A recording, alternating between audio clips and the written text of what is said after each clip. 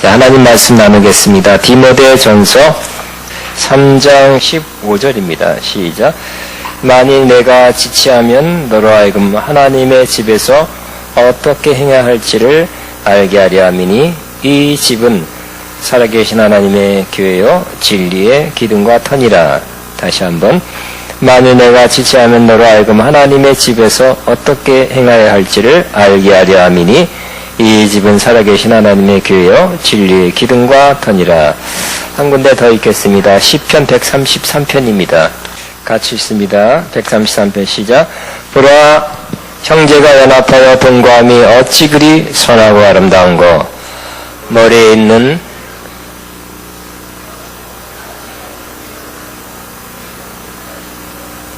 헐먼의 이슬이 시온의 산들에 내린 같도다. 거기서 여호와께서 복을 명하셨나니 곧 영생이로다. 아멘. 저는 좋은 교회 21번째 사랑으로 한 가족으로 사는 교회, 이런 제목으로 은혜를 나누겠습니다.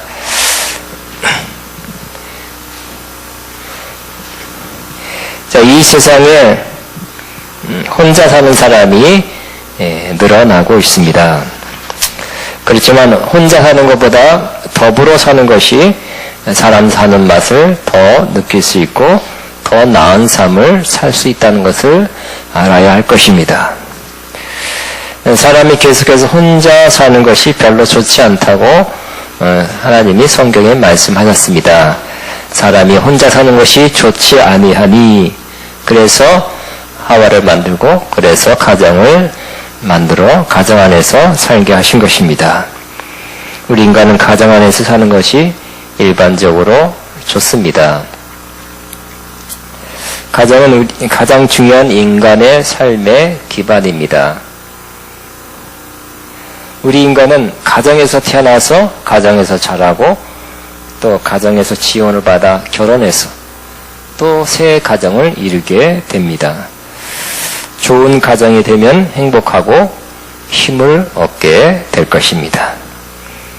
또 육신의 가정이 있듯이 영적인 가정이 있는 것입니다. 영적인 가정은 이렇게 해서 이루어집니다. 즉 예수 그리스도의 피로 구원받아 예수 그리스도와 합하는 세례를 받은 사람이 하나님 아버지를 믿고 섬기고 예배하는, 또 성령의 세례를 받아 성령으로 사는 사람, 이 공통 분모가 있을 때 우리는 가족이고, 이런 사람이 모이면 영적인 가정이 되는 것입니다. 그러므로 저와 여러분은 또 아까 배움과 함께 영적인 가정 맞지요? 우리는 부모님의 유전인자, 보이지 않는 유전인자, 소위 피가 정확하게는 유전인자죠. 피가 한 방울 섞여서 가족을 이루며 사는데, 우리는 예수의 피, 하나님 아버지를 믿는 믿음, 또 성령 받은 사람으로서 영적인 가족을 이루며 살고 있는 것입니다. 성경에는 혼자 있을 수밖에 없는 예외적 경우를 인정하고 있습니다. 그러나 대부분 더불어 살고 함께 신앙생활을 하도록 권면하고 있습니다. 신앙생활도 더불어 해야 되는 것입니다.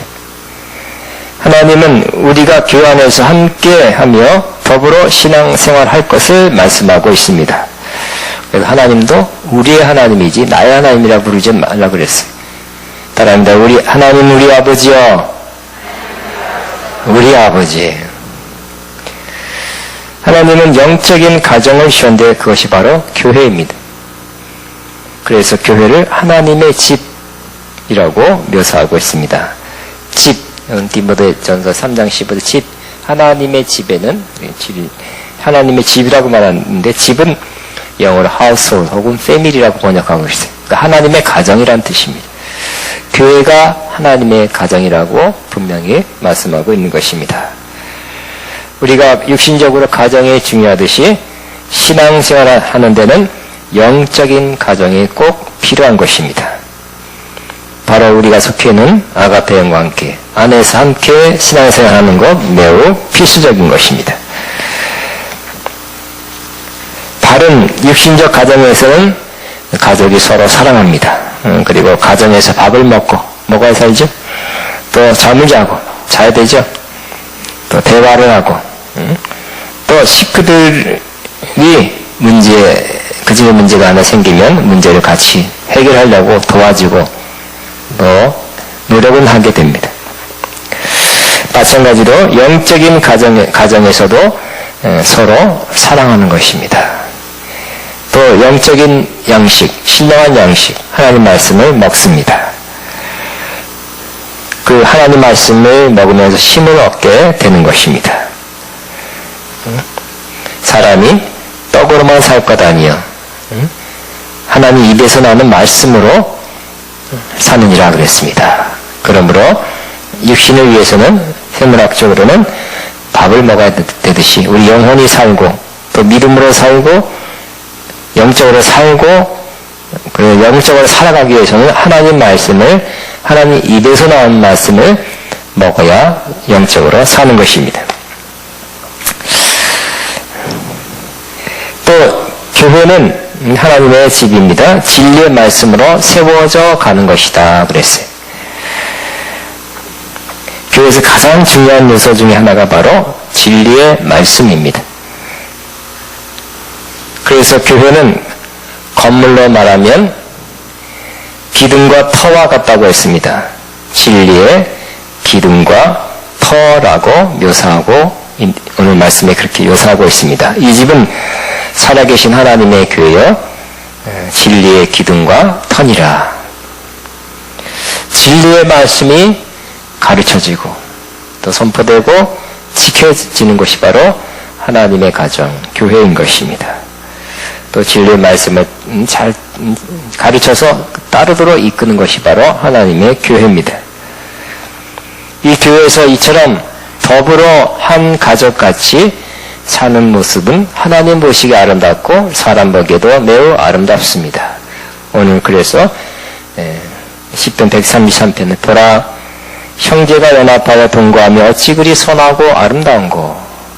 형제가 연합하여 동거함이 어찌 그리 선하고 아름다운고 이렇게 말하고 있습니다. 그러면 어떻게 아름답냐면 머리에 있는 보배로운 기름이 수염꽃 아론의 수염이 흘러서 그 꽃깃같이 내린 것 같고 제사장 대제사장 아론이 그 대제사장 임명식을 할 때 기름을 부었어요. 고급 그런 감람류를 부었는데 그 향기가 흘러내릴 때 그 향기가 얼마나 좋고 또 얼마나 거룩하게 보였는지 그것과 같다 그랬어요. 또 헐몬의 이슬이 시온의 산들에 내린 같도다. 헐몬의 위에서 눈이 녹으면서 내리는 그 이슬이 촉촉히 적시듯이 그렇게 영롱하고 아름답다. 거기서 여호와께서 복을 명하셨나니 곧 영생이로다.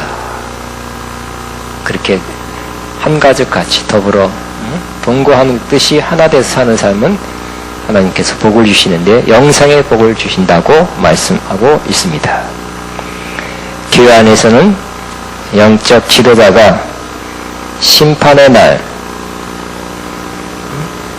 하나님께 보고드릴 그런 청산할 자같이 책임감을 가지고 잘 보살피고 또 바른 믿음의 길로 인도하는 것입니다. 그죠?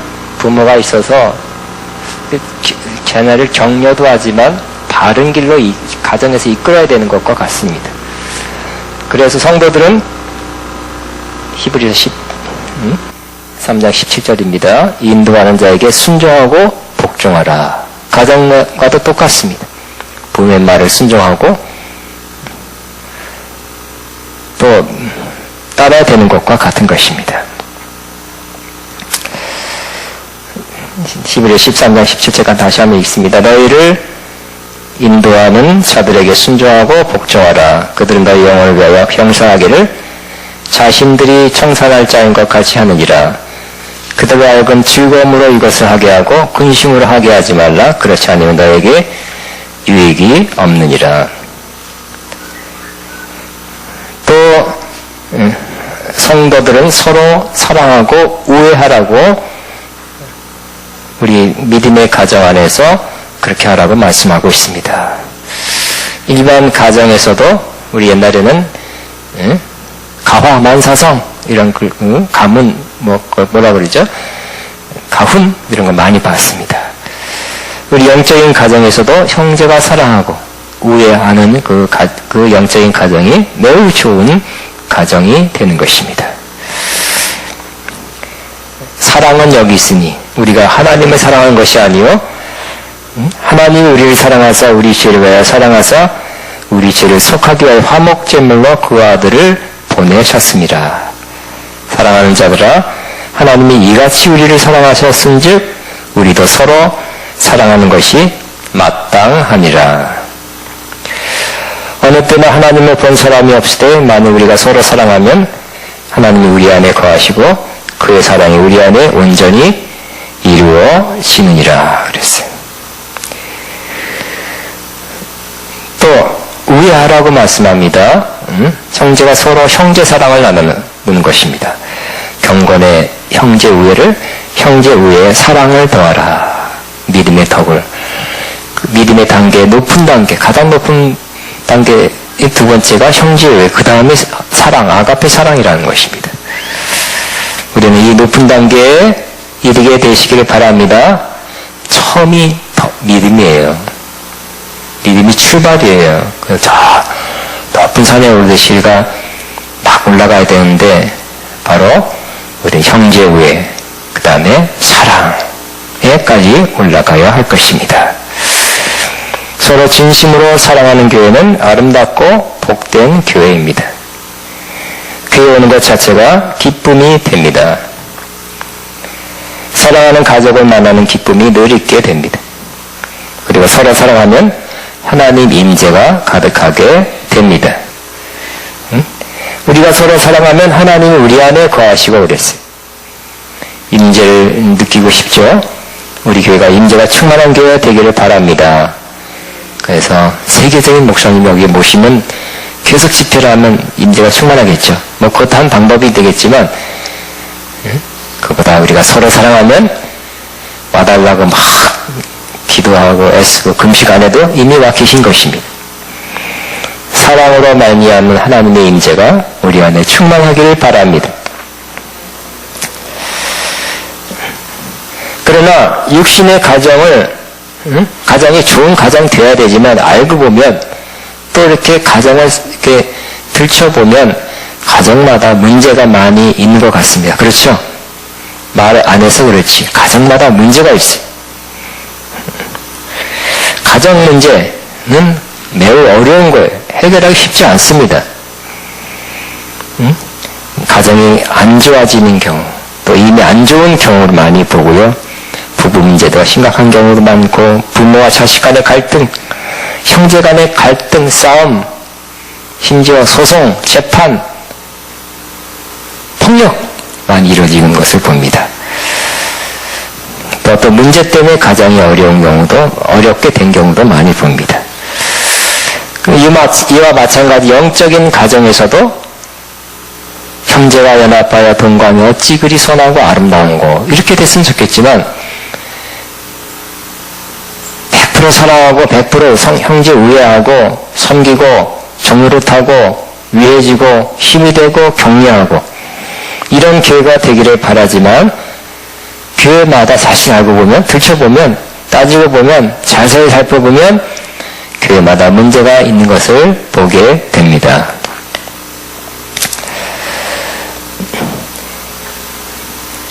그래서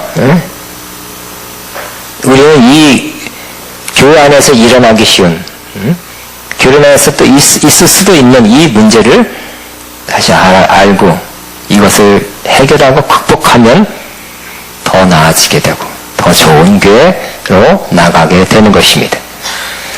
우리 교회는 아무 문제 없다 그렇게 말할 수 없습니다. 사실 신약 성경에 여러 교회들이 나오죠. 고린도 교회 무슨 교회 무슨 나오는데 그 교회 상당한 교회들이 교회마다 문제가 있는 것을 성경은 그대로 드러내고 있습니다. 그래서 저는 한 5가지 교회에 나타난 그 문제들을 잠깐 살펴보면서 우리 교회는 그런 문제가 있다면 고쳐져야 될 것입니다. 또 없다면 미리 잘 아시고 그런 문제가 없게 되기를 바라는 것입니다. 교회에 여러 가지 문제인데 5가지만 5가지 교회에서 나타난 문제를 좀 살펴보고 교회 문제를 극복해서 결과적으로는 서로 우애하고 서로 사랑하는 교회, 아가페 영광교회 되기를 바랍니다. 첫째는 고린도 교회는 지도자들로 인해서 분열하는 교회입니다. 고린도 교회는 사도 바울이 세웠지만 사도 바울이 다른 곳에 선교하러 갔고 또 후임 목사님이 오고 또 다른 사람들이 와서 그 교회에 여러 지도자를 거치게 됐습니다. 그러면서 갈등이 있었어요. 나는 아볼로파다, 바울파다, 게바, 베드로파다. 나는 이것도 저것도 아니고 그리스도파다. 이렇게 갈등이 있었던 것입니다. 사도 바울은 성령의 감동을 받아 그것이 합당치 않다. 그걸 말씀합니다. 왜냐하면 지도자 아무리 신령한 사도 바울 베드로라 할지라도 바울이 십자가에 우리를 위해서 못 박힌 것이 아니고 우리가 베드로의 이름으로 바울의 이름으로 세례받은 것도 아니고 예수 그리스도의 이름으로 세례받았기 때문에 지도자 때문에 나눠져서는 안 된다. 이 지도자, 사역자는 다만 하나님께서 어떤 목적을 위해서 각각 맡은 분량에 따라 각각 은사를 따라 하나님께서 교회를 위해서 쓰시는 사역자일 뿐이다. 사역자는 일꾼이란 뜻이 하나님의 일꾼이란 뜻이지 그 이상 너무 신봉해서는 안 된다. 이렇게 말씀하고 있습니다. 결론으로 우리가 같은 말을 하고 너희 가운데 분쟁이 없이 같은 뜻으로 온전히 합하라. 이렇게 말씀하고 있습니다. 그러므로 아가페 영광교회도 같은 말을 하게 되길 바랍니다. 이 사람 저렇게 말해서 사람 이렇게 말하고 안 될 것입니다. 분쟁이 없기를 바랍니다. 같은 뜻으로 온전히 합하게 되시기를 바랍니다. 두 번째는 교회를 열심히 섬기는 자끼리 분열하지 말라고 말씀합니다. 빌립보 그 교회가 이런 문제가 있었어요.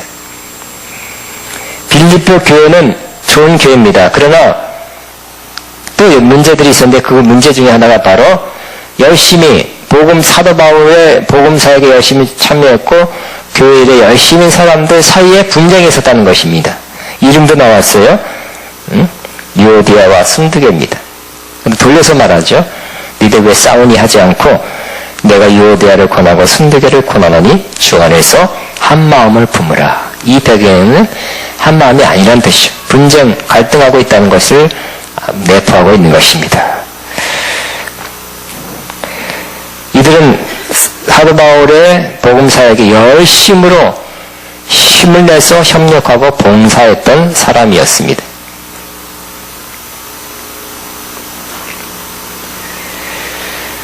그런데 이들이 나눠졌습니다. 갈등했습니다.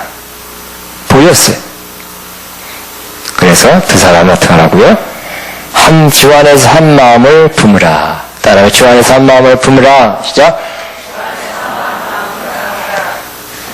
우리 교회도 그런 일이 열심히 다들 어떻게 보면 열심히고요. 열심히 주님 위해서 열심히 살려고 노력합니다만 그런 사람들끼리 갈등할 수 있는 것입니다. 갈등하는 것이 있습니다. 뭐라고요? 주 안에서 한 마음을 품으시기 바랍니다. 틀어져 있고 마음으로 갈라져 있고 마음이 안 맞는다 할 수 있고 나 저 사람하고 뜻이 안 맞는다 할 수 있는 그렇게 되지 않고 주 안에서 한 마음을 품으라. 합니다. 주 안에서 한 마음을 품으라. 한 마음을 품을 때 우리는 진정한 사랑하는 교회가 될 것입니다. 그리고 우리가 한 마음 품게 되는 원리, 어떻게 하면 한 마음 품게 될까요? 바로 빌립보서 2장 3절에서 8절이죠. 아무리든지 다툼이나 자기 이기적인 야망이나 허영, 붕 뜨는 것을 이렇게 뻥 하고 난 이렇게 될 거다 이렇게 하지 말고, 나 이렇다 하지 말고, 오직 겸손한 마음으로 남을 나보다 낮게 여기고, 또 각각 자기 일을 돌아볼 뿐더러 각각 다른 사람의 일을 돌아보아 나의 기쁨이 충만하게 하라. 나 내일 나의 유익, 내일 왜 내 일이 안 도와줘? 그러지 말고 다른 사람의 일을 돌보라는 것입니다. 다른 사람의 입장에 서서. 여러분, 복을 받을 사람, 하나님 기뻐하는 사람은 바로 남을 나보다 낮게 여긴 사람입니다. 저 사람 왜 저래? 나보다 수준이 낮지, 속으로나마 그런 생각은 아직 은혜 안에 더 들어와야 되는 것입니다.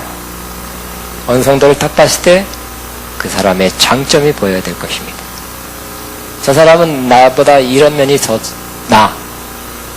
이런 면이 더 훌륭해, 이렇게 보여서 굳이 분석하고 따지면 전체적으로 보면, 객관적으로 보면 못할 수도 있어요. 남들이 평가할 때. 그러나 그렇게 우리 신앙은 그게 아니죠.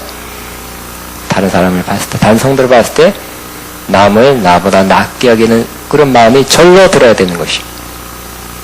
그러니까 남을 나보다 낮게 여기면 서로 분쟁이 자꾸 없어지게 될 것입니다. 또 이 마음을 품으라고 예수 그리스도의 마음이니, 이 마음이기도 하고 영어로 attitude, 자세, 태도라 그랬어요. 이 태도, 이 마음의 태도를 가져라. 즉 그리스도의 마음, 그리스도가 취한 그런 태도를 취하라는 것입니다. 바로 예수님은 하나님의 본체시나 하나님과 동등됨을 여기지 아니하시고 자기를 비워, 자기를 낮춰 사랑으로 정의 모습으로 내려왔다는 것입니다. 그리고 죽기까지 복종했으니 곧 십자가에 죽으심이라 그랬어요. 이 예수 그리스도의 마음, 예수 그리스도가 취한 그 삶의 태도가 있으면 우리는 한 마음이 된다는 것입니다. 자꾸 내가 누군데 하는 그런 마음이 있으면, 내가 누군데 한 마음이 있으면 갈등하게 됩니다. 왜 안 알아주고 남을 낮게 여기면서 낮추고 비우고 복종하면 우리는 한 마음이 될 것입니다. 성경이 분명히 예수 그리스도의 마음을 품으라 그랬어요. 제가 말하는 게 아닙니다. 그 다음에 교회 내에서 화평하기를 힘써 노력하라고 말씀합니다. 히브리서 12장 14절입니다. 모든 사람과 더불어 화평함과 거룩함을 따르라 그랬습니다. 근데 이게 한국 번역은 그렇지만 원래는 조금 분리가 되죠. 모든 사람과 더불어 화평함을 쫓으라, 그리고 거룩함을 쫓으라. 이거 분리되어 있어요. 표준 개정 개정판에는 이렇게 되어 있어요. 모든 사람과 더불어 화평하게 지내시고 그리고 거룩하라. 거룩이 없으면 하나님을 볼 수 없다, 이렇게 되어 있습니다. 제가 갖고 있는 NIV 성경에는 이렇게 되어 있습니다. And make every effort to live in peace with all men. 즉 모든 사람과 평화롭게 살기 위해서 모든 노력을 다하라, 이렇게 되어 있습니다. 여기 평화롭게 화평하게 사는 것이 때로 깨질 수 있다는 것입니다. 마음이 안 맞을 수도 있고 좀 이렇게 갈등될 수도 있다는 거예요. 그렇기 때문에 쉬운 게 아니기 때문에 모든 노력을 다해서 화평하게 지내도록 하라. 여러분, 화평하게 살려고 매우 큰 노력하고 있습니까? 힘쓰고 있습니까? 성경은 그렇게 말하고 있는 것입니다. 모든 사람과 더불어 화평하게 지내라. 화평하게 지낼 최대한 노력을 하라. 하고 안 보면 되지. 이건 비성경적인 크리스찬의 마음이 아닌 것입니다. 저 사람과 갈등이, 그 사람과 뭔가 문제가 있다면 어떻게 하나님은 화평하라 그랬으니까 좀 화평이 쉽지 않은데 저거 그래도 화평해야지 하는 마음으로 힘써 화평하도록 하라고 말씀하고 있는 것입니다. 그 다음에 요건 히브리서였고요. 골로새서 교회도 문제가 있어서 그 중에 이런 말씀합니다. 누가 누구에게 불만이 있거든 서로 용납하여 피차 용서하되 주께서 너희를 용서하는 것처럼 너희로 그리하라. 이렇게 됐어요. 주님께서 우리를 용납했다. 받아들여졌다. 그리고 우리를 용서하는 것처럼 서로 용납, 받아들이고 용서라고 되어 말씀하고 있습니다. 우리는 상대방이 진짜 확실히 잘못할 수 있어요. 잘못된 말을 할 수 있고 잘못된 행동을 한 경우가 있을 수 있습니다. 그럴 때 어떻게 하라고요? 바로 용서하고 용납하라. 따라하면 용납하고 용서하라. 예, 용납하고 용서하는. 용납이 쉽지 않죠?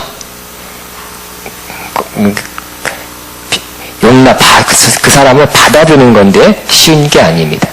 그래서 성경은 용납하라. 받아들여라. 생각이 틀리고 견해가 틀리고 신앙 차이가 있고 성격 차이가 있고 여러 가지 차이가 있어요. 그러면 좀 불편해. 그래도 그런가 보다 하고 받아들여줘라. 이렇게 말씀합니다. 뿐만 아니라 확실히 나에게 잘못된 사람에게 어떻게 하라고요? 용서하라. 고 말씀하고 있는 것입니다. 이처럼 우리는 교회마다 많은 이렇게 문제가 있는 것은 하나 더 야고보 교회입니다. 야고보 교회는 갈등이 있었어요. 싸움이 있었어요. 분열이 있었어요. 그 결과 어떻게 됐습니까? 바로 그들한테 여러 가지 문제가 좋지 않은 문제가 생겼는데 그 중에 하나가 질병이 있던 것입니다. 야고보서 5장을 찾겠습니다.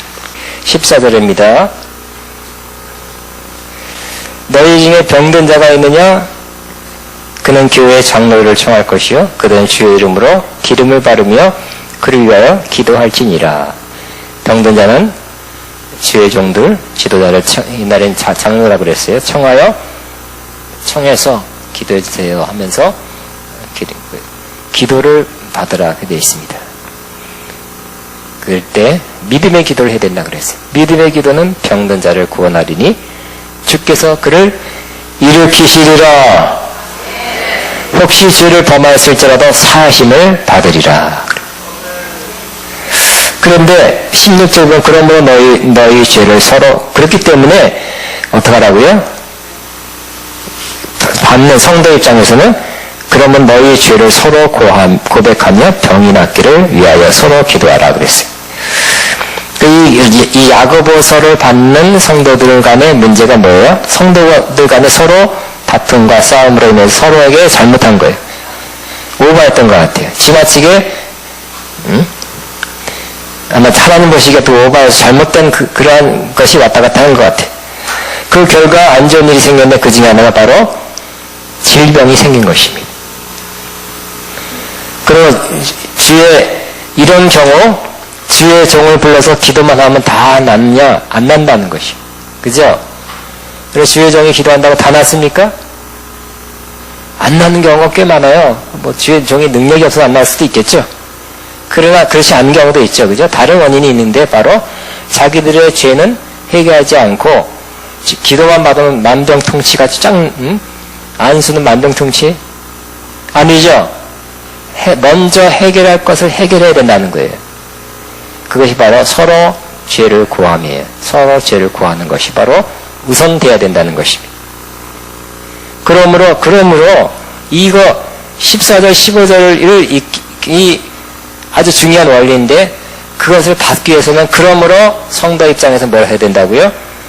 너희 죄를 서로 고백하며 그 기도를 받아서 나을 수 있는데 근데 이 서로에게 잘못했어요. 그러면 어떻게 한다고요? 서로에게 죄를 고백해야 된다는 것이죠. 잘못했습니다.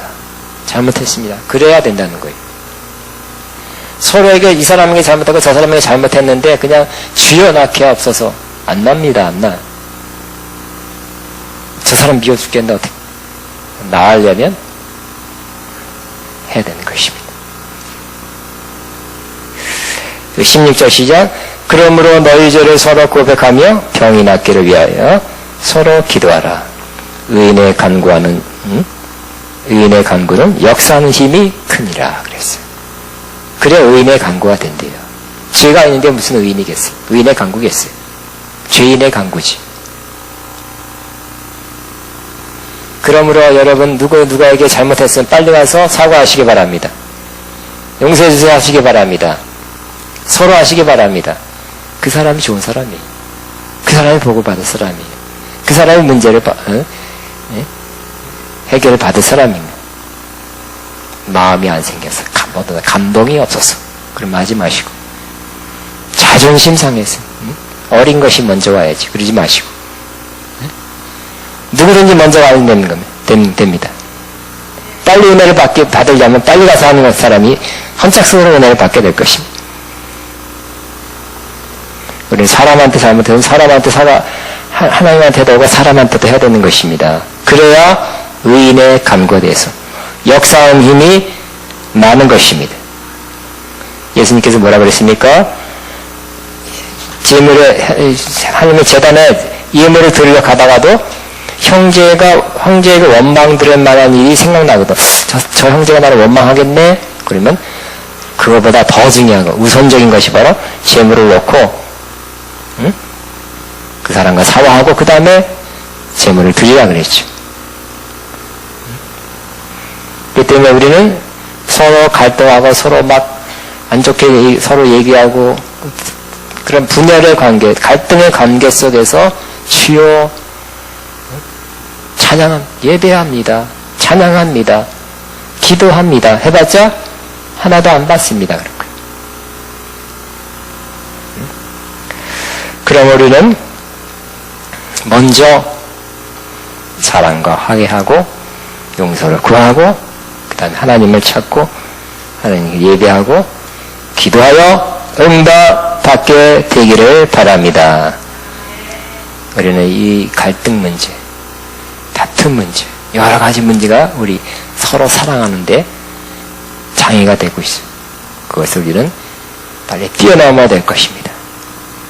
갈등은 또 나쁜 거지만 그걸 극복할 때마다 신앙이 성장합니다. 성숙합니다. 잘하는 것입니다.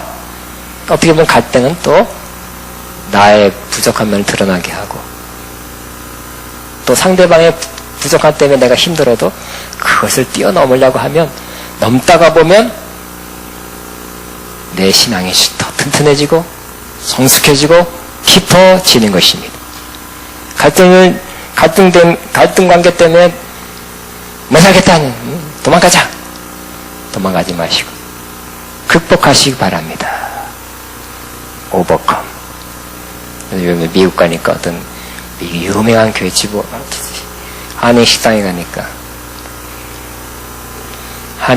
가니까 큰 교회 내년 신년 부흥회한데 주제 딱 써놨더라고. 극복, 오버컴. 어떻게 우리가 먼저 했긴 했지만 오버컴어 이기는 자가 되자. 지난번에 했잖아요. 사람들이 이기는 게 필요해요. 문제가 많기 때문에, 어려움이 많기 때문에, 고난이 있기 때문에. 네? 축복이 아니에요. 극복이 지금은 극복할 때입니다. 축복 좀 나중에 받읍시다. 극복하고 나서 받읍시다. 갈등, 다툼, 분열, 이런 거 다 극복하고 그 다음에 축복 받읍시다. 용서하고 용납하고 이해하고 혹 사람에게 잘못하는 거 있으면 죄를 구하고 이 모든 문제를 우리 안에 내 주변에 우리 교회 안에 이 문제들을 그것 때문에 내가 불편하고 내가 힘든 거 있으면 극복하시기 바랍니다. 극복. 따라하면 극복. 이 모든 문제를 이겨내는 자, 이기는 자가 돼야 돼. 성경에도 이기는 자는 굉장한 이기는 자는 축복을 준다 그랬잖아요. 그죠? 굉장한 걸 준다 그랬어요. 이길 수 있는 기회입니다. 문제가 있어야 이겨내죠. 문제 없는 것에서 조용히 살겠다. 편히 살겠다. 그러면 축복도 없을 것입니다. 상도 없을 것입니다. 지금 문제를 극복하시기 바랍니다. 피하는 자세가 아니라 적극적으로 해결하는 자세, 극복하고 이기려는 자세를 가지시기 바랍니다. 여러분 생각해 보세요. 여러분의 문제가 뭔지. 그 문제를 극복합시다. 교회 내 문제가 뭔지. 극복합시다. 아멘. 그 문제가 우리를 성장하고 성숙하게 하고 그걸 이길 때 찾아오는 그 놀라운 은총과 축복을 기대합시다. 다 같이 연말하고 하나님 아까 배운 것 함께 이 문제들을 극복하고 가장 좋은 교회, 사랑하는 교회, 우애하는 교회, 형제가 서로 연합하고 동거하며 어찌 그리 선하고 아름다운고 하는 그러한 교회 되게 할 줄로 믿습니다. 주여 한번 기도합니다. 주여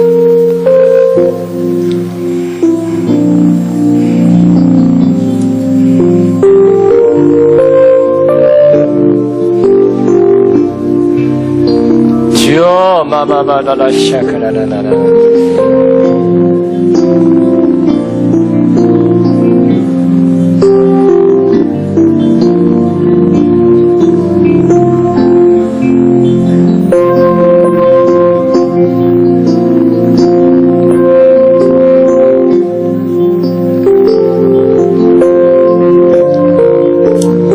주여 라라라라라라라라리 마바바바바바바바바바바바